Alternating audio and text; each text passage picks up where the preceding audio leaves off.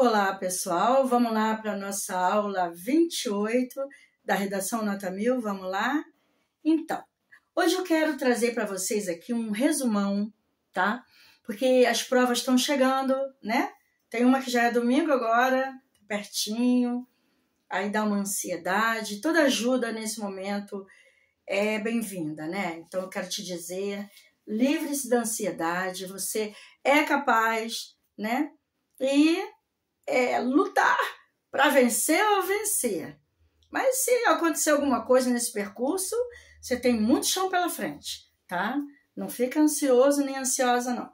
Então, primeiro eu quero começar aqui com essa questão da prova. Bom, seja qual for a prova, qualquer prova, leia bem o texto com toda calma, porque o texto tem a resposta nele próprio, tá?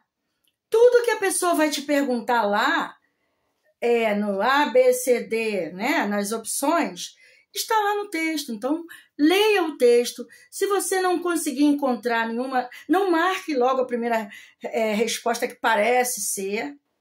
Leia todas as opções. A, B, C, D, se tiver E, F, se tiver até Z. Leia todas as opções disponíveis antes de marcar. Se você tiver dúvida, volta lá no texto, porque algumas respostas são muito parecidas, mas tem algum detalhe nelas, tá? Que faz com que uma seja verdadeira e a outra seja falsa, tá bom? Leia bem o texto. Esse é o único segredo, não tem outro, tá bom?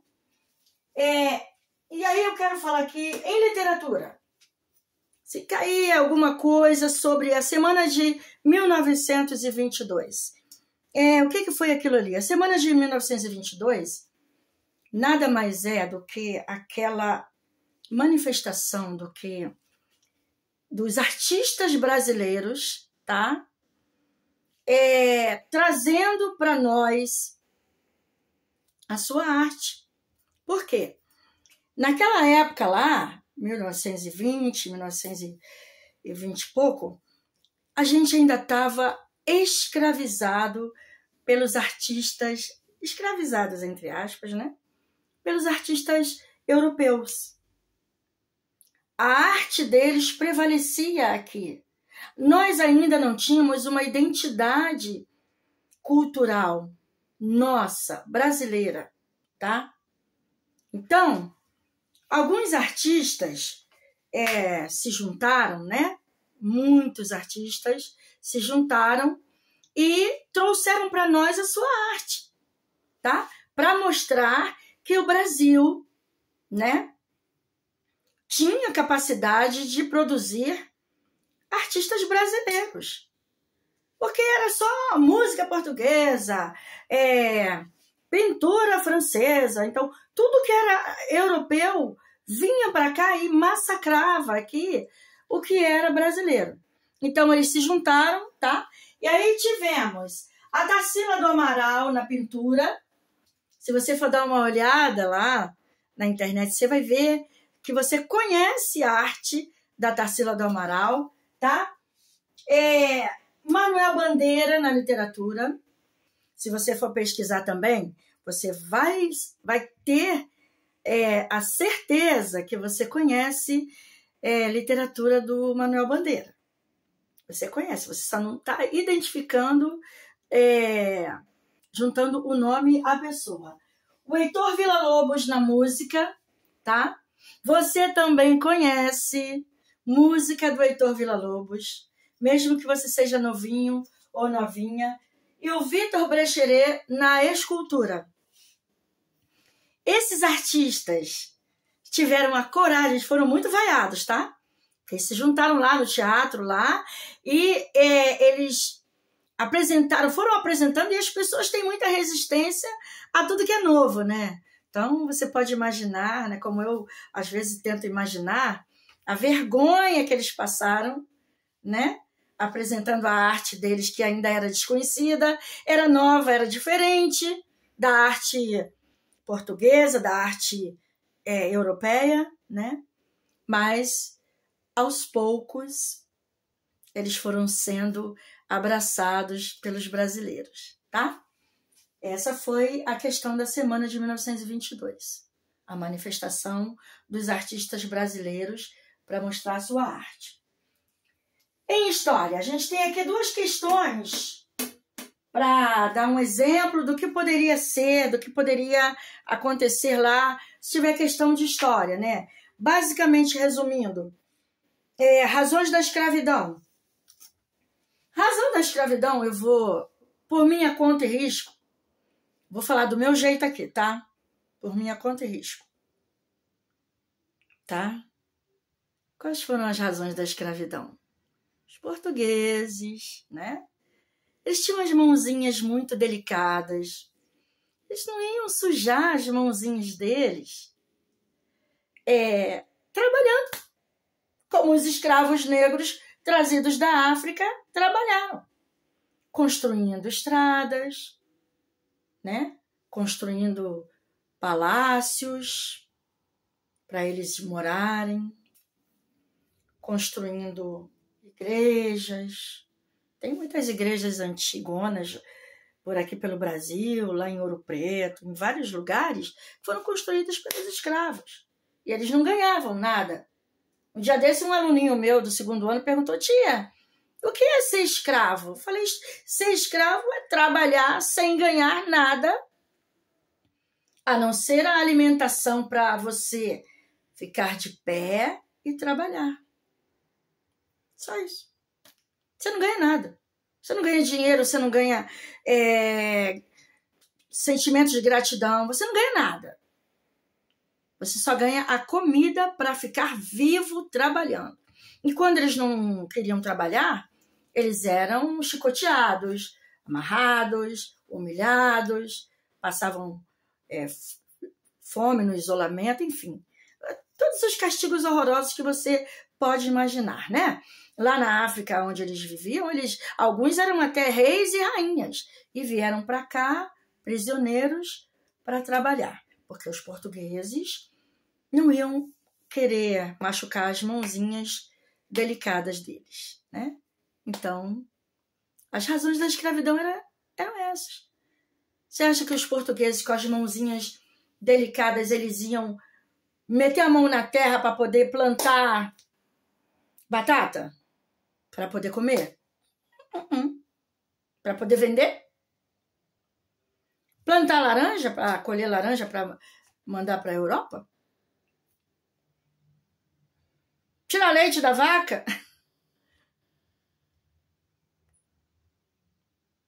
Então tinha que ter alguém para fazer isso, né? Essas foram as razões da escravidão. Tá? Os escravos foram comprados dos próprios negros da África, próprios irmãos negros venderam, eram prisioneiros de guerra, né? Que tinham as tribos lá, enfim. Isso aí já é outra história, a história da África, né? A gente está aqui falando da história brasileira. As razões da independência. E por que alguém quer ficar independente? Porque não está se sentindo feliz sendo preso naquilo ali. Nós éramos colônia de Portugal, né? A terra deles era Portugal. O coração deles era lá, tá?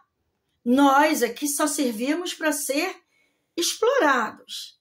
A terra aqui, né?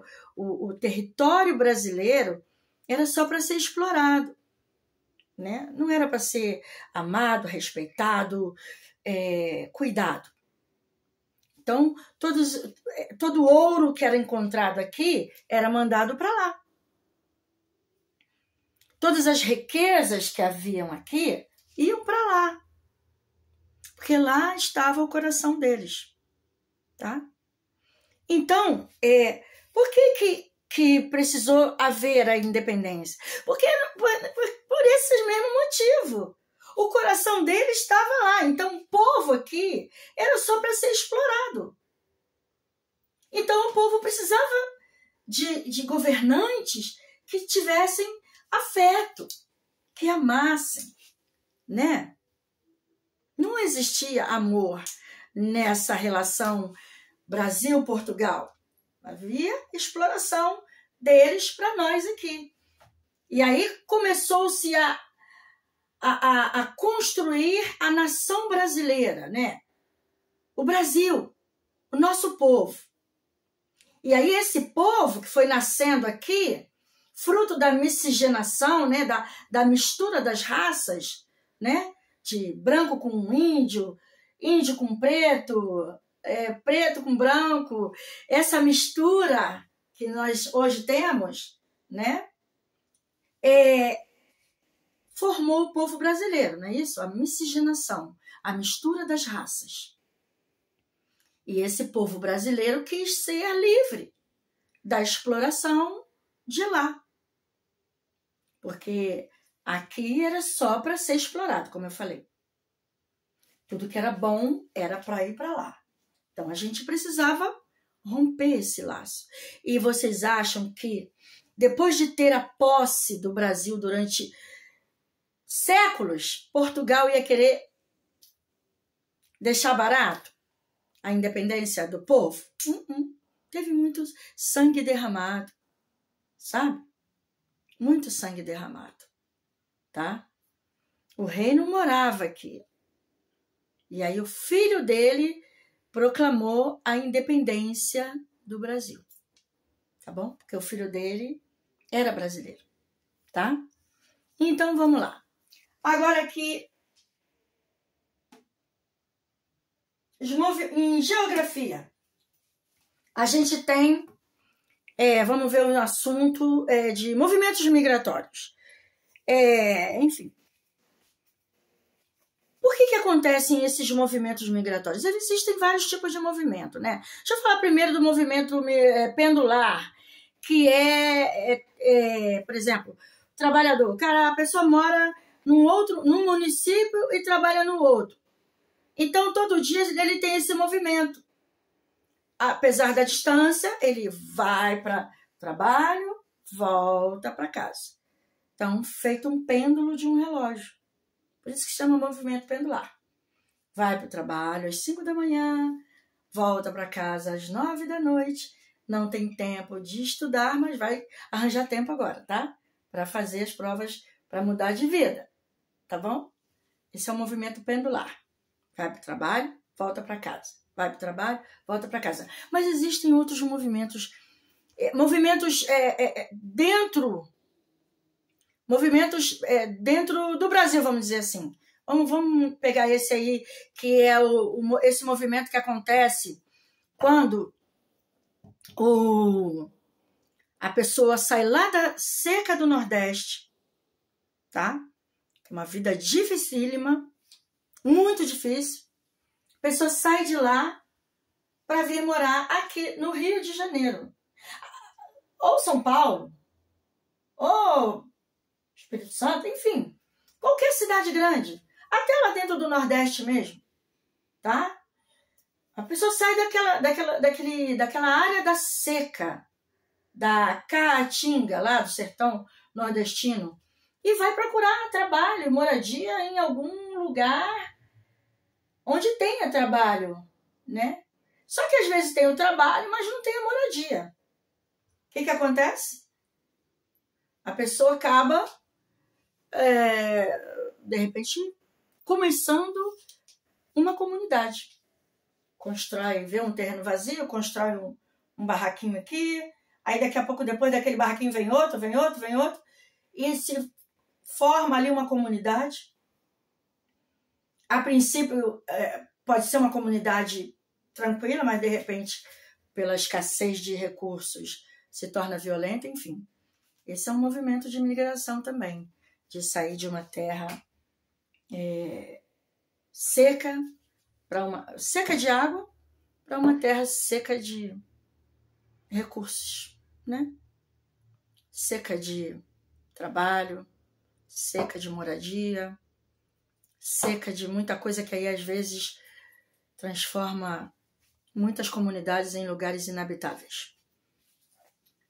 Aqui, os cuidados com o meio ambiente, né? Esse cuidado com o meio ambiente passa pela questão, uma questão simples, que é a questão do lixo. A questão do lixo.